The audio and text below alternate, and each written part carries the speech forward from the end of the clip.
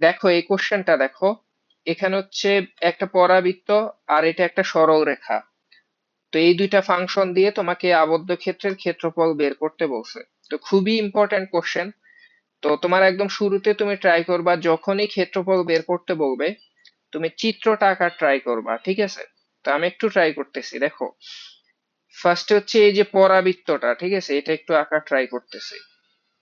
এটা কিন্তু কোন টাইপের পরাবৃত্ত বুঝো? এটা হচ্ছে ওয়াই স্কোয়ার সমান 4ax টাইপের, ওয়াই স্কোয়ার সমান 4ax, এবং সেটার ওয়াই স্কোয়ার সমান 4ax এর গ্রাফ কেমন হয় বলো তো?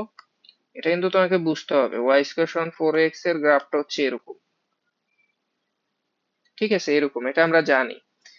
এখন প্রবলেমটা হচ্ছে দেখো, এটা তখনই সম্ভব যখন এক্স এর ভ্যালু জিরো বসাবা, ওয়াই এর ভ্যালু জিরো পাবা, মানে মূল বিন্দু থেকে শুরু হবে। কিন্তু এখানে দেখো তুমি এক্স এর ভ্যালু ওয়ান বসাইলে দেন ওয়ান মাইনাস ওয়ান হয়ে এটা জিরো হবে, মানে জাস্ট একটু ডিফারেন্স, বুঝছো? ডিফারেন্সটা এখানে আমি তোমাকে দেখাই দিচ্ছি। ডিফারেন্সটা হচ্ছে এখানে এক্স এর ভ্যালু ওয়ান বসালে জিরো পাবা, তাহলে এক্স এর ভ্যালু ওয়ান কোথায়? ধরলাম হচ্ছে এখানে, এটা হচ্ছে এক্স এর ভ্যালু ওয়ান। তাহলে তোমার জাস্ট চিত্রটা শুরু হবে এখান থেকে, আর কিছুই না। এই যে আমি করতেছি, দেখছো? এই যে দেখো এইটাই হচ্ছে এক্স ইকুয়াল টু, এই যে এই, মানে এই পরাবৃত্তটা আমি এঁকে ফেলছি। এখন তুমি দেখো দ্বিতীয় যেই সরল রেখাটা, এটা কিন্তু Y equal to M X টাইপের। তুমি দেখো সেটা কি, ইকুয়েশনটা হচ্ছে twice Y equal to X minus one. তাহলে বলো তো ওয়াই সমান কত? এখানে দুই দিয়ে ভাগ করো, তাহলে কি হবে? Half X minus half. দেখছো এরকম হচ্ছে না? মানে এম এর ভ্যালু কত? Half. Y equal to M X minus C, এবং তুমি সির ভ্যালু মাইনাস হাফ দেখতেছো, ঠিক আছে, সেটা কোথায় হবে? এই যে এখান দিয়ে নিচে হবে। তো ধরলাম এটা হচ্ছে মাইনাস হাফ নিচের দিকে।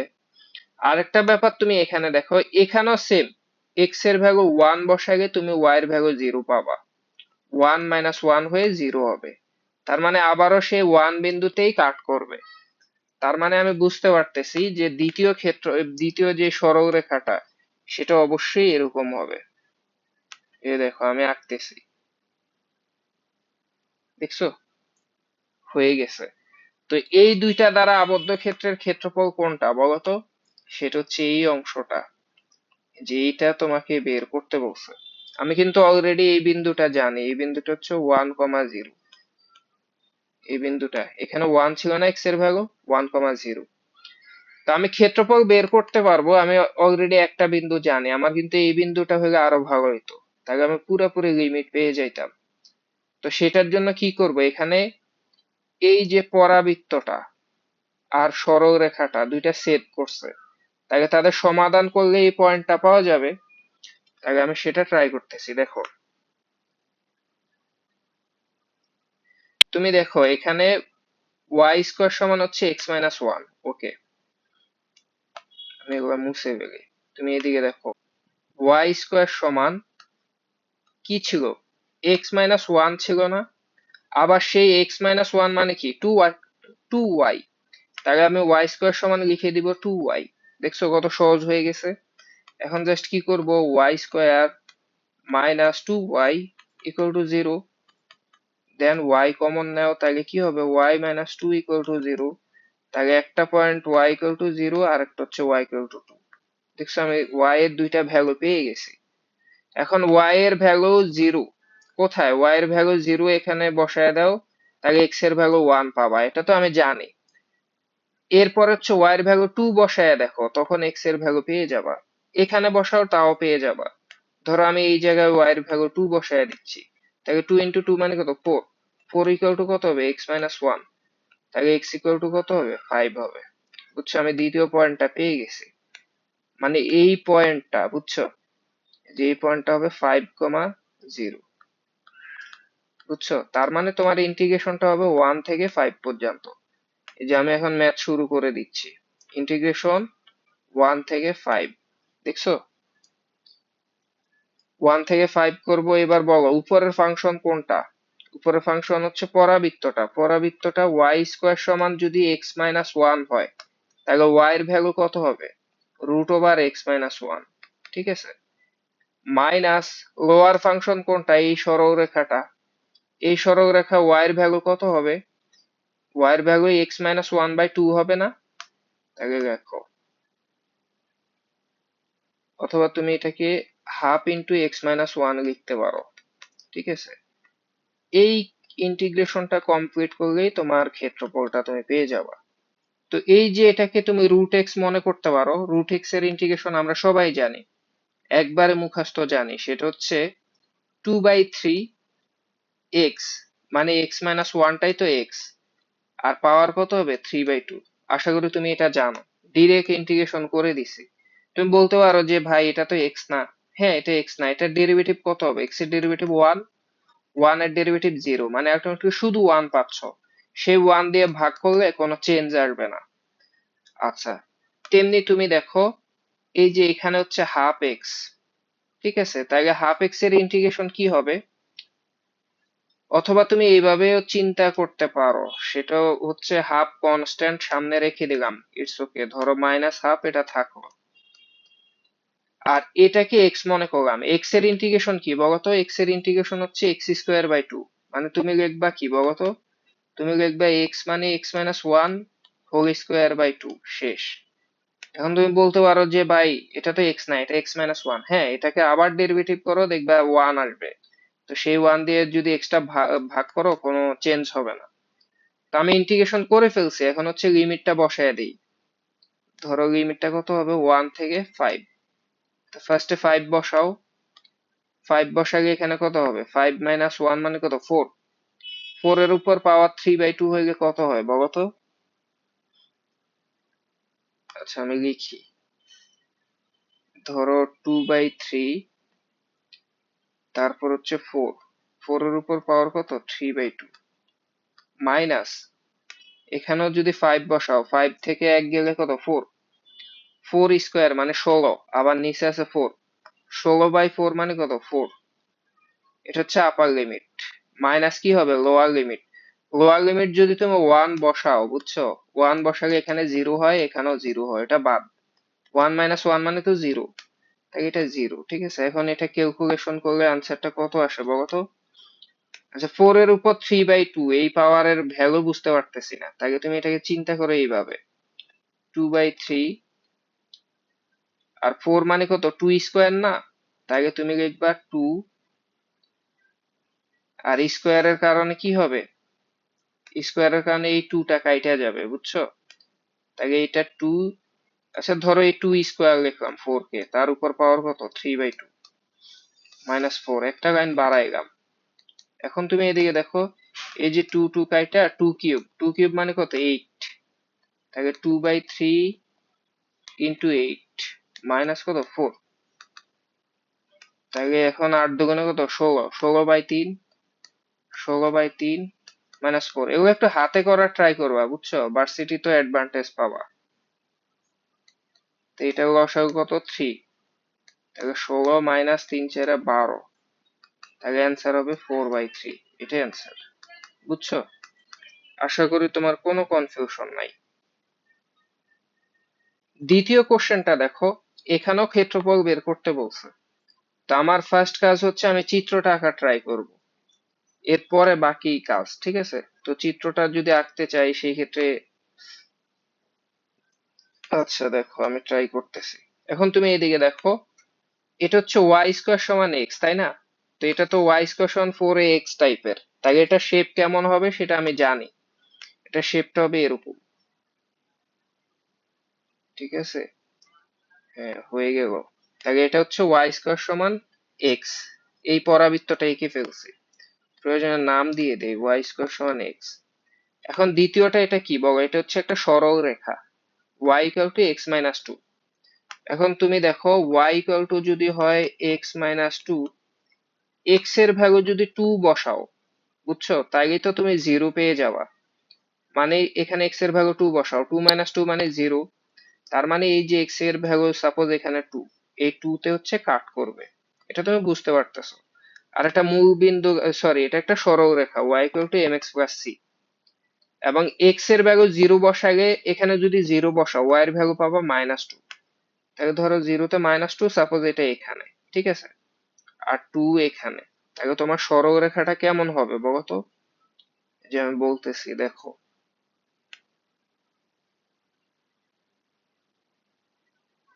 আচ্ছা, সরলরেখাটা হবে এক্স্যাক্টলি এরকম। এই দুইটা বিন্দু দিয়ে তো পাস করবে, তাই না? ওকে, দেখছো? এটাই হবে সেই সরলরেখাটা। তুমি কি বুঝতে পারছো? তাহলে এই দুইটা দ্বারা আবদ্ধ ক্ষেত্রের ক্ষেত্রফল কোনটা বলতো? অবশ্যই এই ক্ষেত্রফলটা জানতে চাইছে, এই যে এই ক্ষেত্রফলটা। এখন তুমি তো খুব ইজিলি এটা সলভ করে ফেলবা, আমি জানি তুমি অনেক চালাক, হ্যাঁ।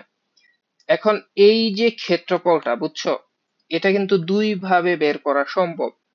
তুমি এক্স অক্ষের সাপেক্ষে ইন্টিগ্রেশন করলেও বের হবে, ওয়াই অক্ষের সাপেক্ষে ইন্টিগ্রেশন করলেও হবে। কিন্তু মজার ব্যাপার হচ্ছে, তুমি যদি এক্স অক্ষের সাপেক্ষে করো সেক্ষেত্রে ম্যাথটা অনেক বড় হবে, জটিল হবে। আর যদি ওয়াই অক্ষের সাপেক্ষে করো তাহলে খুব ইজি হবে।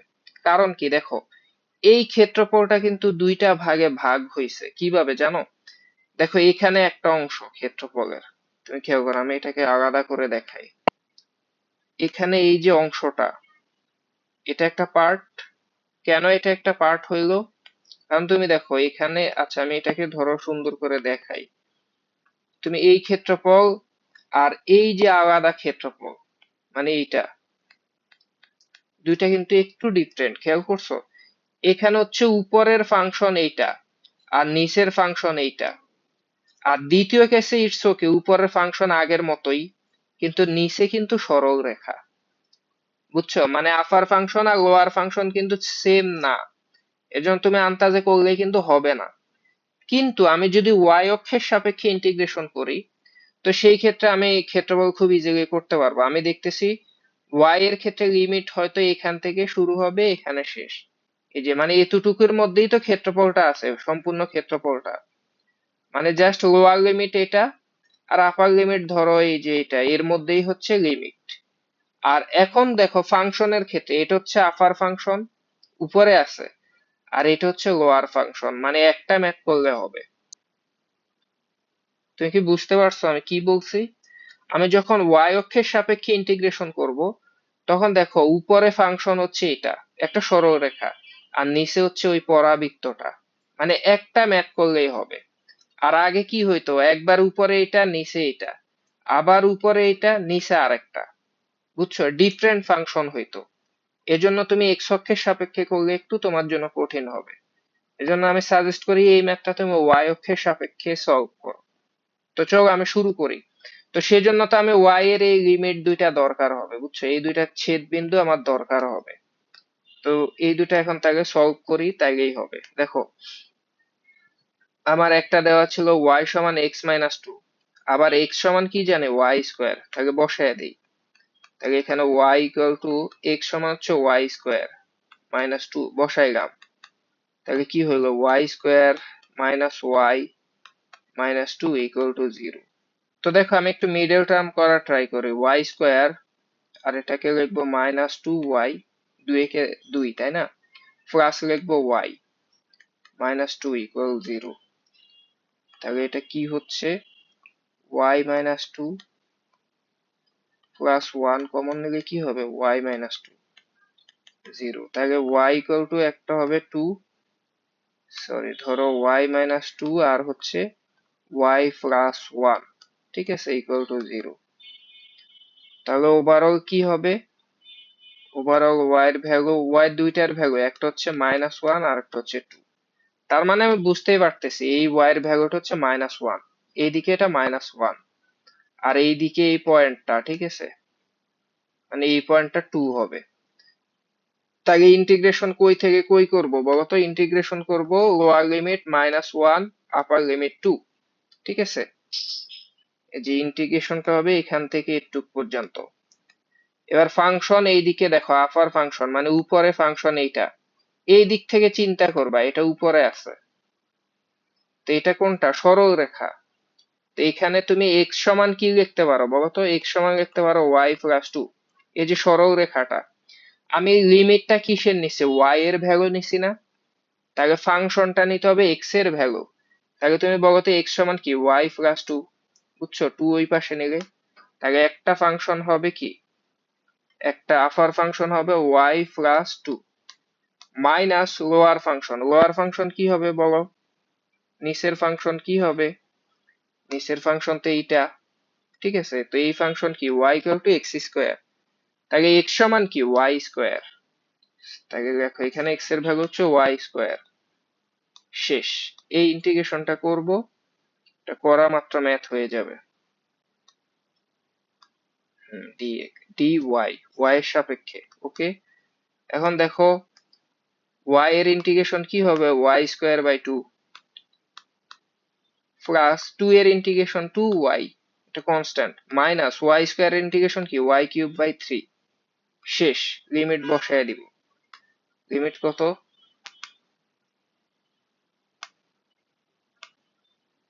লিমিটটা বসায় দেই, হ্যাঁ লিমিটটা হচ্ছে কত, -1 থেকে 2। আচ্ছা তাহলে 2 ফার্স্টে বসাই, 2 বসাইলে কত হবে, 2 স্কোয়ার বাই 2 মানে 2 থাকবে, প্লাস 2 ইন্টু 2 মানে কত 4, মাইনাস 2 কিউব মানে কত 8, 8 বাই 3। শেষ, এটা হচ্ছে আপার লিমিট, মাইনাস লোয়ার লিমিট বসাও, -1 বসাও, -1 স্কোয়ার মানে কত 1, তাহলে এটা হাফই হবে, -1 বসালে কি হবে, এটা -2 হবে, আর -1 কিউব মানে তো -1, মাইনাস মাইনাস তাহলে প্লাস হবে, +1/3। এখন এটা একটু ক্যালকুলেশন করো, ক্যালকুলেশন করলে 2 4 কত হবে 6, আবার এইটাও কিন্তু পজিটিভ, 6 আর 2 কত 8, ঠিক আছে, তা 8 একবারে লিখলাম পজিটিভলি, মাইনাস বাকি সব নেগেটিভ, মাইনাস হচ্ছে 8/3, মাইনাস হচ্ছে হাফ, মাইনাস হচ্ছে 1/3, মানে এটা নেগেটিভ আলটিমেটলি।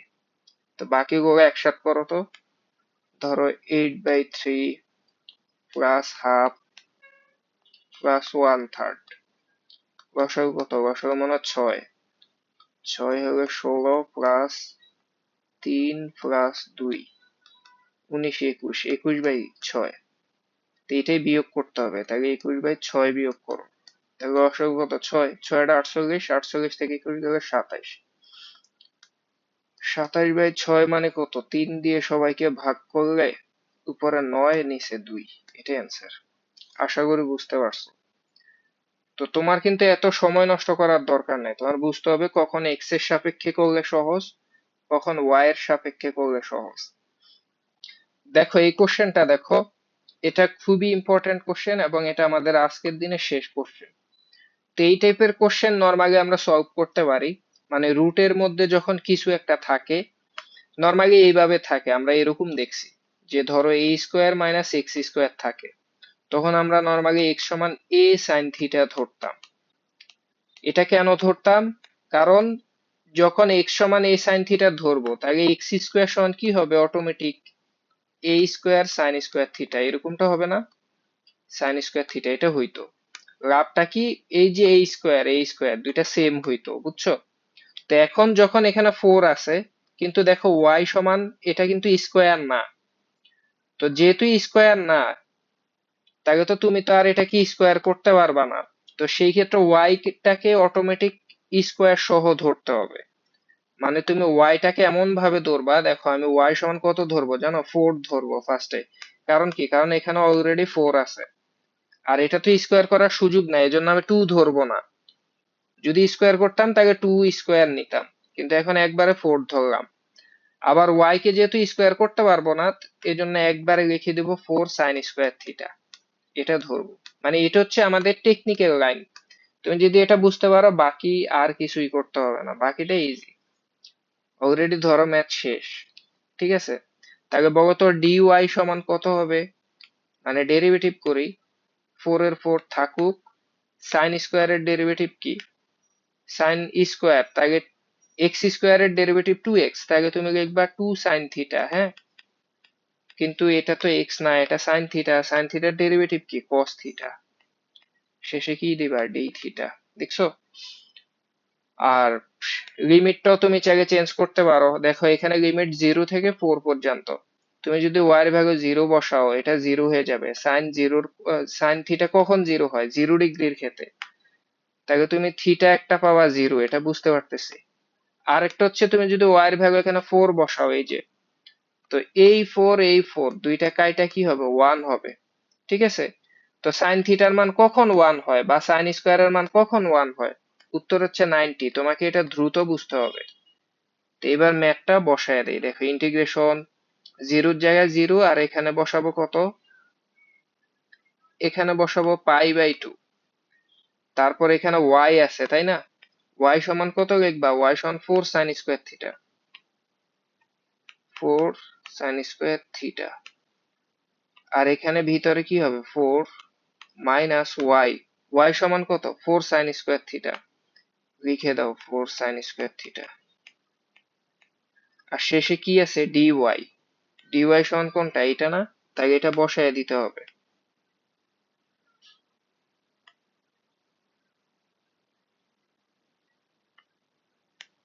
সেটাকে একটু ছোট করে নেই, এখান দিয়ে রাখি, ঠিক আছে, এখান দিয়ে রাখি, হ্যাঁ।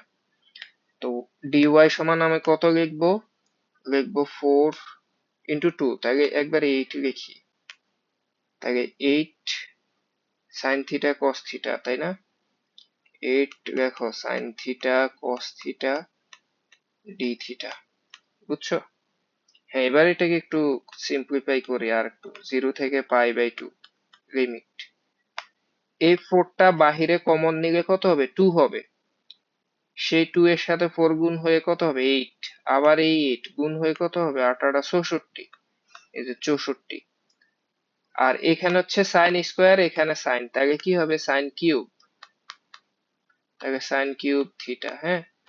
তারপর দেখো এটা ভিতরে কি থাকবে, 1 minus sine square, 1 minus sine square মানে কজ স্কোয়ার, আর রুটের সাথে কাইটা জাস্ট শুধু কস, আবার এখানে কস, তাহলে কি হবে, cause square theta D theta. এই যে এখন তো এই ম্যাথ খুবই ইজি আমার জন্য, কেন ইজি বলতো, আমি হচ্ছে একটু চালাকি করে কি করব, কাকে জেড ধরবো বলতো, সাইন আর কস দুইটাই আছে, আমি কিন্তু কস কে জেড ধরবো, বুঝছো, কেন কস কে জেড ধরবো, কারণ কজ এর ডেরিভেটিভ সাইন, আমি এই সাইন পাবো, আর এরপরে বাকি যে দুইটা সাইন থাকবে তাকে কজে কনভার্ট করা সম্ভব। এবার তুমি এমনিতেই জানো, তুমি যদি সাইন কে জেড ধরো মিলাইতে পারবা না, কারণ সাইনের ডেরিভেটিভ একটা কজ আসবে, ঠিক আছে, তো একটা কজ ভাঙলে আরো একটা কজ থাকবে, সেটাকে কনভার্ট করতে পারবা না, খুবই কষ্ট হবে তোমার জন্য। এজন্য আমি সাজেস্ট করি কি, তুমি এখানে জেড ধরবা, কাকে জেড ধরবা, কস থিটাকে, বুঝছো, তুমি যেখান দিয়ে দেখায় জেড সমান কি লিখবা, কস থিটা, তাহলে ডিজেড সমান কি হবে, ডিজেড সমান minus sine theta D theta, শেষ। এগুলা বসায় দাও। তো এগুলা যদি বসাই, তুমি এইদিকে দেখো এখানে হচ্ছে 64 আছে, ইটস ওকে, লিখলাম 64। তারপর সাইন কিউব, সাইন কিউবের মধ্যে আমার তো এই যে সাইন থিটা ডি থিটা, এই অংশটা আলাদা রাখতে হবে তাই না, মানে একটা সাইন ভাঙবো, আর থাকবে কত, সাইন স্কোয়ার, সেই সাইন স্কোয়ার মানে কি 1 মাইনাস কজ স্কোয়ার না, তো আমি একবারে লিখে দিব এটাকে 1 মাইনাস কজ স্কোয়ার মানে জেড স্কোয়ার, ঠিক আছে। আর cos square theta, cos square মানে তো জেড স্কোয়ার, ইটস ওকে। এখন তুমি এইদিকে দেখো, এখানে আমি একটা সাইন কম লিখছিলাম, তো সেই সাইন থিটা ডি থিটা এটার জন্য কম লিখছিলাম, তো সেই সাইন থিটা কস থিটা সমান কি লিখবো, মাইনাস ডিজেড, তো আমি সেটার জন্য এখানে ডিজেড দিলাম, এখানে মাইনাস দিলাম। এখন মোটামুটি কাজ শেষ, কিন্তু লিমিটটা তো আবার চেঞ্জ করতে হবে, কারণ এই যে জেড সমান কস থিটা ধরছিলাম, তাহলে তুমি বলো তো এখানে জিরো যদি বসাই, সরি, এই যে ফার্স্টে লিমিটটা কত ছিল, জিরো, তো কস থিটার ভ্যালু কখন জিরো হয়, উত্তর হচ্ছে 90 ডিগ্রিতে, তাই না। অথবা তুমি এইদিকে দেখো, কস থিটা যদি ধরো জিরো হয়, কস জিরোর মান কত, 1, মানে জেড এর ভ্যালু 1 পাবা, তাহলে লোয়ার লিমিট হচ্ছে 1, আপার লিমিট কত, 90, তো কস 90 এর মান কত, উত্তর হচ্ছে 0, তাহলে আপার লিমিটটা কিন্তু 0 হবে, দেখছো। তো এটাই ম্যাথ, এখন এটা কিন্তু সলভ করতে পারবো, এটা সবার জন্য সহজ। তুমি চাইলে এক কাজ করতে পারো, এটা মাইনাস না, এটা হচ্ছে 1 থেকে 0, তাই তো, তা আমি মাইনাসটা উঠে লিমিট চেঞ্জ করে নিচে দিব 0, উপরে 1, আশা করি এটা জানো। আর 64 এটা কনস্ট্যান্ট, এটা সামনে লিখলাম, তাহলে ভিতরে কি থাকবে, 1 minus Z square, Z square, DZ, ঠিক আছে, এই ইন্টিগ্রেশনটা করলেই হবে। তো এটাকে আমি আর একটু কাজ করি, তুমি এদিকে দেখো, তাহলে ইন্টিগ্রেশন 64, এটা আগে গুণ করো, ঠিক আছে। হ্যাঁ, গুণ করলে ওয়ান এর জেড স্কোয়ার গুণ করলে কি Z square minus Z square গুণ করো কত Z to the power 4 DZ. হ্যাঁ, এবার ইন্টিগ্রেশন করো, এখানে 64 জেড স্কোয়ারের ইন্টিগ্রেশন কি হবে z cube by 3 minus z to the power 4 এর integration z to the power 5 by 5 শেষ। হ্যাঁ, ইন্টিগ্রেশনের পাওয়ার লিমিট কত 0 থেকে 1, 0 থেকে 1 বসায় দিলাম। হ্যাঁ, এবার জাস্ট জিরো তো বসানো লাগবে না, জিরো বসালে জিরো, জাস্ট 1 বসাও। তাহলে অ্যান্সার কি হবে 64, 1 কিউব মানে 1, তাহলে 1 বাই 3 মাইনাস 1 বাই 5, ঠিক আছে।